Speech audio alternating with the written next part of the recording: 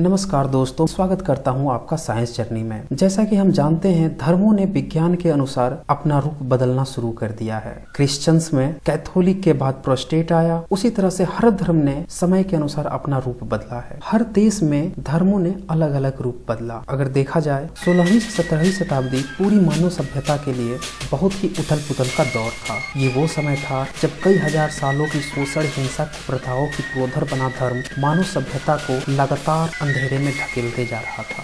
तो वहीं दूसरी तरफ मानव सभ्यता से ही कुछ तर्कशील व्यक्तित्व प्राकृतिक संरचनाओं तथा उसके रहस्यों को तर्क के आधार पर समझने का प्रयास कर रहे थे, जिसे आगे चलकर विज्ञान कहा जाने लगा। और वहीं भारत में भक्ति रस और तरह तरह के धार्मिक बकवासों की पांडुलिपि को सहेजने में कुछ लोग लगे हुए थे। कुछ चाटुकार बाबरनामा, अकबरनामा और जहांगीरनामा लिखने में व्यस्त थे, तो कुछ तरह तरह की चालीसाओं और काल्पनिक ईश्वर के महिमा मंडन के मंत्रों का निर्माण कर रहे थे। पश्चिम में फ्रांसिस बेकन ने यह विचार प्रस्तुत किए कि विज्ञान ही मानव सभ्यता का भविष्य है, और इस बात को पश्चिम के कुछ तर्कशील लोगों ने बहुत ही गंभीरता से लिया। लियोनार्डो दा विंसी से लेकर गैलीलियो, कोपरनिकस, न्यूटन इस पर जी जान से लग गए, और मानव सभ्यता के लिए, उनके जीवन को आसान बनाने के लिए विज्ञान अपना रूप बदलने लगा। और मानव सभ्यता जो अब तक धर्म की बैसाखी पे थी, अब वो वहां से निकलकर विज्ञान के सहारे सभ्यताओं का विकास करने लगी। उसी समय भारत में तुलसीदास रामचरितमानस लिखकर धर्म की गंदगी को धार देने में लगे हुए थे। इन्हीं के पद चिन्हों पर चलते हुए 18वीं शताब्दी में स्वामी दयानंद सरस्वती भी ईश्वरीय महिमा मंडन के लोभ से न बच सके। इन्हीं स्वामी जी की देन है आर्य समाज। आजकल आर्य समाज विज्ञान को चुनौती देते हुए नजर आते हैं। इन्हें अच्छे से समझने से पहले इसके निर्माता यानी कि स्वामी दयानंद सरस्वती का एक संक्षिप्त जीवन देखना जरूरी है। बचपन से हम सभी को स्कूलों में पढ़ाया गया है कि एक बालक पूजा पाठ में बैठा था, पंडित मूर्ति का भोग लगा रहे थे, पूजा पाठ खत्म होती है, सभी चले जाते हैं, वो बालक वहीं पे बैठा रहता है। कुछ देर बाद वो देखता है कि एक चूहा भोग में रखे हुए प्रसाद को खाने लगता है। इस घटना को देखने के बाद उस बालक का मन विचलित हो जाता है और वह मूर्ति पूजा के औचित्य पे सवाल उठाने लगता है। वह अपने पिता से सवाल करता है कि क्यों एक चूहा इसे खा गया। उसके पिताजी इसका कुछ संतुष्ट आंसर नहीं दे पाते, और फिर वो बालक सत्य की खोज में आगे निकल पड़ता है। सत्य की खोज में वो ढेरों सारी किताब पढ़ते जाता है, सारे धर्मों को समझता है, अपने भी धर्मों को अच्छे से समझने की कोशिश करता है। फिर वो पाता है कि जो भी धार्मिक किताबें हैं उनमें देवताओं का वर्णन है, किसी सुप्रीम शक्ति का वर्णन है। लगभग सारे धर्मों ने यही बात कही है, एकाध धर्मों को छोड़कर, जैसे कि बुद्धिज्म, जैनिज्म, सिखिज्म। लेकिन उसकी तलाश यही खत्म नहीं होती, वो आगे बढ़ते जाता है। फिर वो पुराणों को पढ़ता है, पुराणों की काल्पनिकता से भी वो संतुष्ट नहीं होता, वो कुछ और ब्राह्मणी ग्रंथ पढ़ता है। फिर वो वेदों की तरफ जाता है और फिर यहीं पे ठहर जाता है। वो देखता है कि वेदों में किसी भी तरह की मूर्ति पूजा की बात नहीं थी। चूंकि ये भी मूर्ति पूजा से संतुष्ट नहीं था, तो यहाँ पे उसके विचार मिलते हैं और फिर वो यहीं पे रुक जाता है। वह वेदों को ही अंतिम सत्य मान लेता है, और 1875 में एक किताब छपती है जिसका नाम होता है सत्य प्रकाश। वह बालक जो अब स्वामी दयानंद सरस्वती के नाम से विख्यात हो चुके हैं। वेदों की भी अपनी कुछ लिमिटेशंस थी, चूंकि वह भी धार्मिक बुक है, तो उसमें भी तरह तरह के देवताओं को खुश करने का वर्णन है। तो वह अपने सत्य प्रकाश की किताब में उन लिखे हुए मंत्रों को अपने तरह से डिफाइन करने का प्रयास करते हैं। इस कोशिश में उन्हें कई तरह के समझौते और कई धार्मिक लोभ से भी वह बच नहीं पाते, और फिर आर्य समाज की स्थापना करते हैं। प्रथम दृष्टया आर्य समाज पाखंडों के खिलाफ एक क्रांति लगती है, लेकिन धर्म का लोभ, वेद का लोभ और ईश्वर का लोभ उन्हें आसमान से गिरे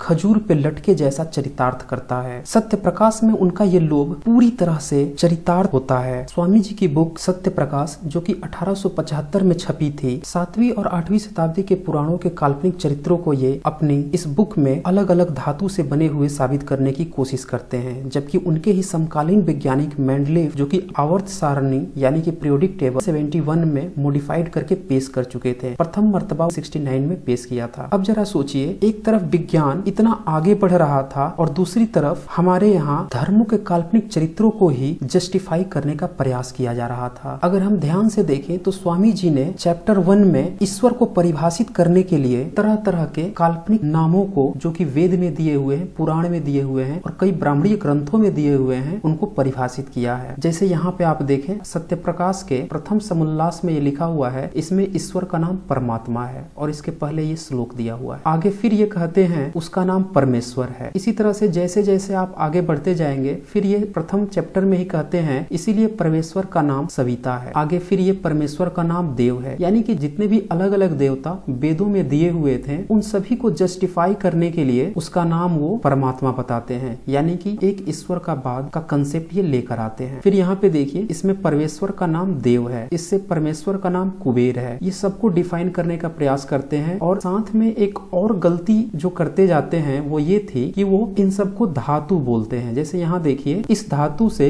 आकाश शब्द सिद्ध होता है, तो इसीलिए परमात्मा का नाम आकाश है। इसके पहले ये भी बोलते हैं परमात्मा का नाम जल है। ऊपर ये भी बोलते हैं ईश्वर का नाम पृथ्वी है, यहाँ पे रुद्र है। फिर ये यहाँ पे बोलते हैं कि इस धातु से चंद्र शब्द सिद्ध होता है, इसीलिए ईश्वर का नाम चंद्र है। परमेश्वर का नाम मंडल है, इस धातु से मंडल शब्द सिद्ध होता है, इसीलिए परमेश्वर का नाम मंडल है। इस धातु से बुध शब्द सिद्ध होता है। तो इससे ये पता चलता है कि स्वामी जी धर्म को जस्टिफाई करने के चक्कर में कई सारी बातों से समझौता करते हैं, अपने धार्मिक ग्रंथों के लोभ से बच नहीं पाते और वो उसे जस्टिफाई करने के चक्कर में उसे धातु का रूप बताने लगते हैं और जितने भी अलग अलग वर्ड इस्तेमाल हुए हैं ईश्वर के लिए, उन सबको एक परमात्मा के रूप में स्थापित करने की कोशिश करने लगते हैं। ये सत्यार्थ प्रकाश का 2nd एडिशन है और यहाँ से आप क्लियरली ये देख सकते हैं, परमेश्वर का नाम सत्य है, इसीलिए परमेश्वर का नाम ज्ञान है, इसीलिए परमेश्वर का नाम अनंत है। ये हर चीज को परमेश्वर साबित करने की कोशिश करते हैं और इसीलिए आर्य समाज आजकल ये कहते हुए नजर आता है कि कण कण में ईश्वर है। यहाँ पे मैं आपको एक बात याद दिलाना चाहूंगा कि मेंडलीव की आवर्त सारणी से पूरी केमिस्ट्री का जन्म हो गया, उससे कई सारे डिपार्टमेंट बने, केमिकल्स को समझना आसान हो गया, ऑर्गेनिक इनऑर्गेनिक कंपाउंड्स को समझना आसान हो गया और आप जानते हैं कि उससे मेडिकल क्षेत्र में और विज्ञान के क्षेत्र में कितनी बड़ी उपलब्धि हासिल हुई। दुनिया कहां से कहां पहुंच गई क्योंकि उसने विज्ञान का रास्ता अपनाया, जबकि हमारे यहाँ धर्म का ये लोभ सिर्फ हिंसा और दंगे में कन्वर्ट होकर रह गया। हम इससे कुछ भी नहीं बना सके। आज जहाँ विज्ञान को स्वीकार कर पूरी दुनिया न जाने कितनी ऊंचाइयों को छू रही है, वहीं आर्य समाज सिर्फ धर्मों को जस्टिफाई करने के चक्कर में वही 1875 की दुनिया में जी रहा है। स्वामी जी का ईश्वर प्रेम सत्यार्थ प्रकाश के चैप्टर 1 में झलकता है। उसमें वो ईश्वर को वास्तविक बताने के प्रयास करते हैं और जैसा कि मैंने आपको सत्यार्थ प्रकाश का बुक में भी दिखाया, ईश्वर को परिभाषित करने का यह लोभ आर्य समाज का भी हिस्सा है और आर्य समाज का यह ईश्वरीय लोभ उन्हें फिर से धर्म की खाई में ढकेल देता है, जिससे अंधविश्वास, नफरत, हिंसा और कुप्रथा ही पैदा होती रही हैं। इसका सबसे अच्छा उदाहरण है सत्य प्रकाश का 12 and 13 and 14 चैप्टर। इसमें स्वामी जी जैनों को, बौद्धों को और चार्वाक दर्शन की आलोचना करते हुए नजर आते हैं। साथ ही ईसाइयों और मुसलमानों की भी कड़ी आलोचना करते हुए नजर आते हैं। जबकि देखा जाए तो ये वेदों का बचाव करने लगते हैं और ईश्वरीय महिमा का गुणगान करने लगते हैं। यहाँ से इनका एक पक्षपात का चेहरा नजर आता है। हालांकि स्वामी जी सभी धर्मों की बखिया उघेड़ते हैं, उसके पाखंडों को लेकर यहाँ पे तार्किक लोगों की सहमति उनसे बन सकती है, लेकिन अगले ही पल वो ईश्वर की महत्ता का पक्ष लेकर, वेदों की महत्ता का पक्ष लेकर ढाक के 3 पात कर देते हैं। स्वामी जी निश्चित ही 18वीं शताब्दी में एक प्रतिभाशाली व्यक्ति थे। उनके समकक्ष ज्योतिबा फूले और उनकी पत्नी सावित्रीबाई फूले तथा उनकी सहयोगी फातिमा शेख विज्ञान के एजुकेशन को लेकर सामाजिक ढांचों को बदलने का प्रयास कर रहे थे। वहीं दूसरी तरफ स्वामी जी वेदों में विज्ञान खोज रहे थे और रिजल्ट आज सबके सामने है। आज भी आर्य समाज एक भी खोज नहीं कर सका है सिवाय विज्ञान को सिर्फ बातों ही बातों में चुनौती देने के। आलोचना से कोई नहीं बच सकता, सिर्फ सार्वभौमिक सत्य ही है जो उससे अछूता है। सिर्फ विज्ञान ही मानव सभ्यता के भविष्य को निखार सकता है। इसीलिए विज्ञान को अपनाना ही मानव सभ्यता के लिए हितकर है। यह वीडियो सभी तर्कशील साथियों को समर्पित है। अगर आपको मेरे वीडियोस पसंद आते हैं तो इसे सभी लोगों के साथ शेयर करें ताकि सभी लोग तर्कशील हो सके और जागरूकता को ज्यादा से ज्यादा फैलाया जा सके। धन्यवाद।